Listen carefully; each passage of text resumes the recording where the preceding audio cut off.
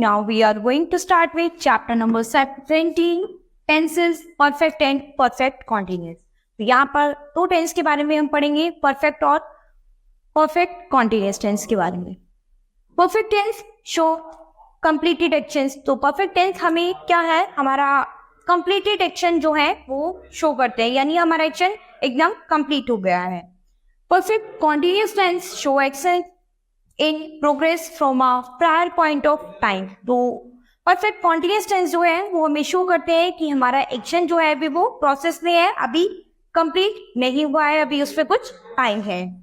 Perfect tenses, there are 3 perfect tense, present perfect, past perfect and future perfect. तो हमारे पास 3 perfect tenses हैं, present, past and future.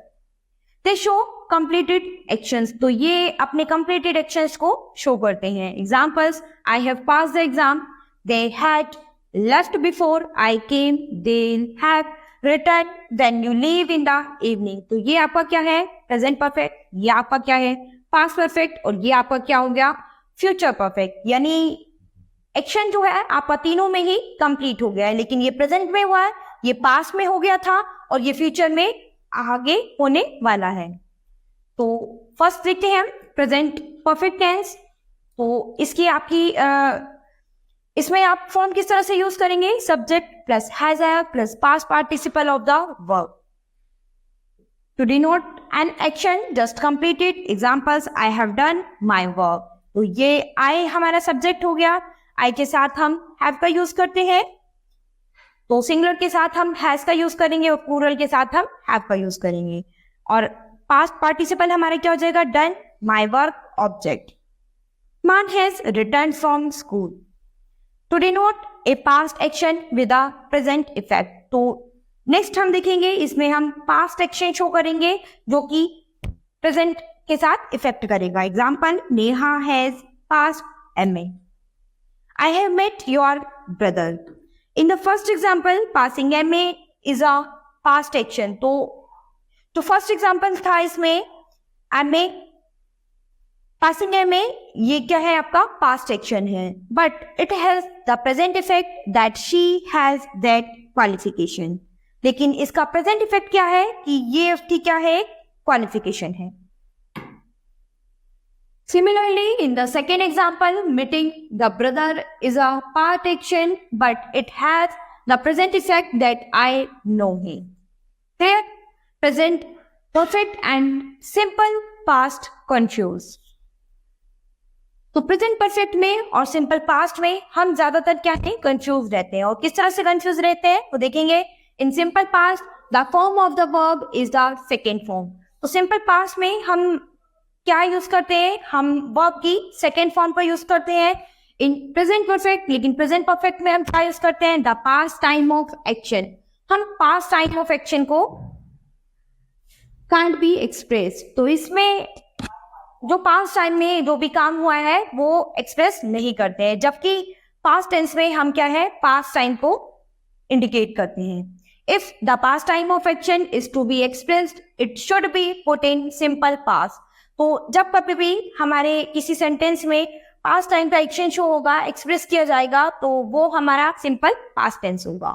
Examples, he has written yesterday, ये आपका क्या है, इनकरेक्ट है, क्योंकि यहाँ पर यस्टरडे आ गया. तो यस्टरडे के लिए अब हम क्या करेंगे, ये आपका सिंपल पास्ट में बनेगा, ये आपका प्रेजेंट परफेक्ट टेंस नहीं बनेगा. ही रिटर्न यस्टरडे, ये आपका करेक्ट है, क्योंकि यहाँ पर वर्ब की सेकेंड फॉर्म आपने यूज की है, तो वर्ब की सेकेंड फॉर्म यूज होगी, तो यानी सिंपल पास्ट टेंस है. तो यानी यस्टरडे लगने से हमें पता चल रहा है कि ये पास्ट टाइम ऑफ एक्शंस की बात हो रही है, तो ये सिंपल पास्ट बनेगा, यानी कि प्रेजेंट परफेक्ट टेंस इसमें यूज नहीं होगा. नेक्स्ट देखेंगे, we have bought this house in 2010. तो ये आपका इनकरेक्ट है, क्योंकि इसमें आपको past time of action show कर दिया. तो पास्ट टाइम ऑफ एक्शन क्या है, आपका 2010 की बात हो रही है, तो ये आपके पास्ट टाइम की बात हो रही है, और पास्ट टाइम की बात हो रही है तो आप इसको सिंपल पास्ट में बनाएंगे, यानी we bought this house in 2010. तो ये आपका करेक्ट होगा. नेक्स्ट देखेंगे पास्ट परफेक्ट टेंस. इसके फॉर्म किस तरह से यूज करेंगे, subject plus had plus past participle of the verb, use to denote a completed action before a point of time in the past. The point of time is often denoted by a simple past action. Simple past action जो आपका past में complete हो गया है वो denote करेंगे। Hence past perfect is called the past of the past. तो past perfect को हम और किस तरह से बुला सकते हैं? पास्ट ऑफ द पास्ट, यानी पास्ट के पास्ट की बात इसमें की जाएगी। Examples, I had left for the office when the guest came. तो क्या है यहाँ पर पास्ट परफेक्ट टेंस क्यों है? क्योंकि इसमें पास्ट के भी पास्ट की बात की गई है। When we return the student had left by 1995 all of them had retired. Past की बात की गई, 1995 में सभी जो है वो रिटायर्ड हो गए थे। तो पास्ट में वो पास्ट वाला एक्शन जो है वो कंप्लीट हो गया था। तो जब पास्ट में कोई काम पास्ट में कंप्लीट हो गया है तो वो आपका पास्ट परफेक्ट टेंस होगा। Past perfect and simple past confuse. तो पास्ट परफेक्ट में और सिंपल पास्ट में भी कभी कभी हम कंफ्यूज होते हैं। When we relate a past action with another past action we use the first of the two actions in past perfect and the second action in simple past। तो जब हमारे दो पास्ट के एक्शंस होते हैं तो हमारा जो पहले दो एक्शंस होते हैं तो वो पास्ट परफेक्ट में, और जो सेकेंड एक्शन होता है वो आपका सिंपल पास्ट में होता है। However, when we narrate a series of actions or occurrence of the past, generally simple past is used। Clear? Example देखेंगे इसका। I went to the market, bought some vegetables and return. तो ये आपका correct है क्योंकि यहाँ पर आपने ये पहले जो है ये सिंपल पास्ट बना है। और उसके बाद नेक्स्ट देखेंगे, I had gone to the market, had bought some vegetables and return. तो ये आपका इनकरेक्ट है क्योंकि यहाँ पर आपने स्टार्टिंग में जो है ये पास्ट की सिंपल पास्ट की सेंस थी और आपने इसमें पास्ट परफेक्ट टेंस यूज कर दिया है।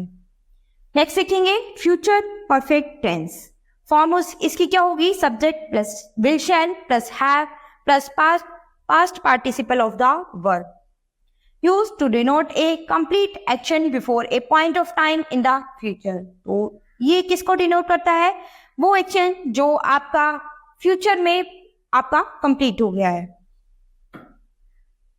Example, I shall have gone by then. She will have fallen asleep by the time we get home. The point of time in future is often indicated by a simple present, not a simple future. तो ज्यादातर point of time जो होता है future के लिए वो indicate किया जाता है सिंपल प्रेजेंट टेंस में। He will have left when you return, not when you will return. Clear? The bell will have rung by the time we reach school, so not we shall reach school. यहाँ पर क्या आना चाहिए? We shall reach school. Clear? Perfect continuous tense. There are three perfect continuous tense: present perfect continuous, past perfect continuous, and future perfect continuous. They show actions in progress from a prior point of time. इसका example देखते हैं। I have been reading for 2 hours now। तो ये आपका क्या हो गया? Present perfect continuous हो गया। तो क्योंकि यहाँ पर एक प्रेजेंट में जो काम चल रहा है वो प्रेजेंट में जो आपका एक्शन है वो प्रोसेसिंग में चल रहा है, यानी 2 घंटे से अभी जो है काम जो है प्रोसेसिंग में चल रहा है।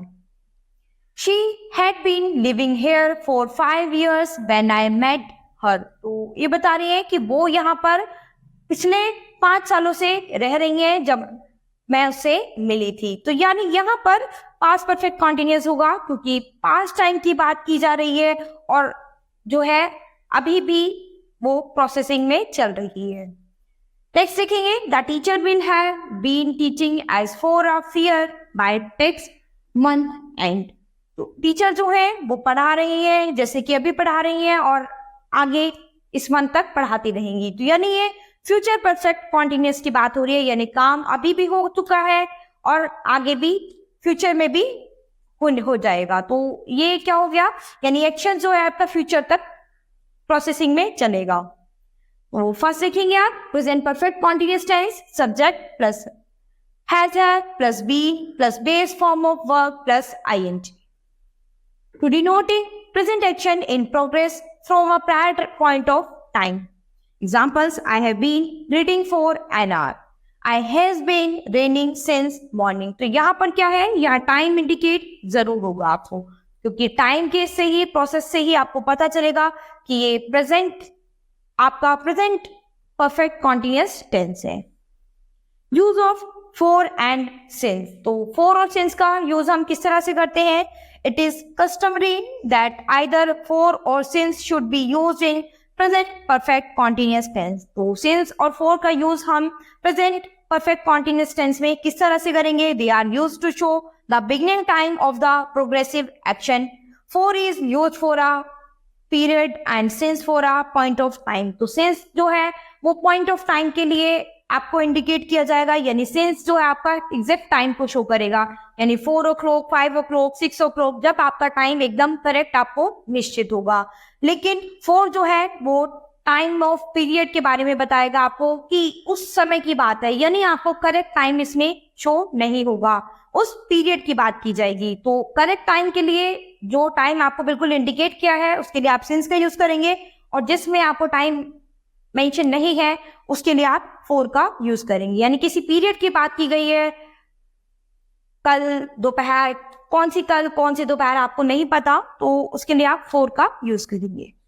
Present continuous and present perfect continuous confuse. तो present continuous and present perfect continuous किस तरह से कंफ्यूज करते हैं? These two tenses are often confused. तो ये दोनों टेंस जो हैं अक्सर कभी कभी कंफ्यूज होते हैं।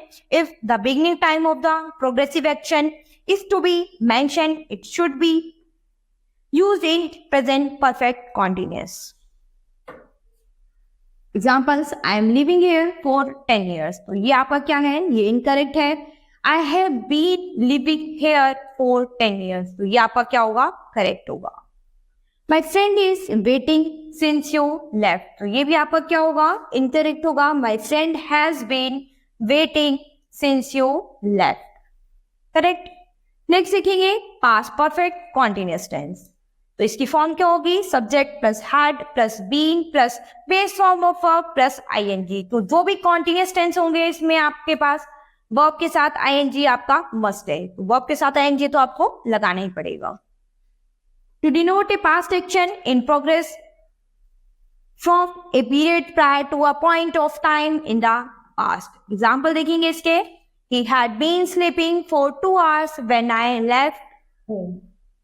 It had been raining for a long time. तो क्या है कि past action की बात हो रही है कि बहुत लंबे समय से जो है बारिश हो रही थी। When lightning struck the house. तो यहाँ टाइम इंडिकेट कर दिया है आपको। We had been working in the company for 5 years by 2006. तो यहाँ पर क्या है? ये जो टाइम मेंशन किया है इससे आपको पता चल रहा है, और टाइम किसका मेंशन किया गया है? पास्ट का। तो पास्ट के टाइम एक्शन से आपको पता चल रहा है कि ये पास्ट परफेक्ट कॉन्टिन्यूअस टेंस होगा। नेक्स्ट देखेंगे future perfect continuous tense. Form subject plus mention plus have plus been plus base form of verb plus ING. Examples: I shall have been studying in this school for 6 years by next March. यहाँ पर क्या है कि future का time भी mention है, यानी future time of action mention है, इसलिए ये आपका फ्यूचर परफेक्ट कॉन्टिन्यूअस टेंस होगा। They will have been working for 8 hours when the manager returns. तो यहाँ पर हमने अपने तीनों present perfect tense, past perfect tense और फ्यूचर परफेक्ट टेंस और तीनों परफेक्ट कॉन्टिन्यूअस टेंस के बारे में पढ़ लिया है। अब हम अपनी एक्सरसाइज कंप्लीट करेंगे होमवर्क में।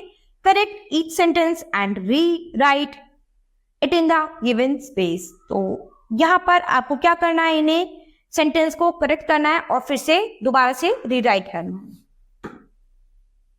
Next, fill up each blank with the correct form of the verb in bracket. तो ब्रैकेट्स में ये वर्ब की फॉर्म दी है, तो आपको करेक्ट फॉर्म में वर्ब का इसमें मेंशन करना है।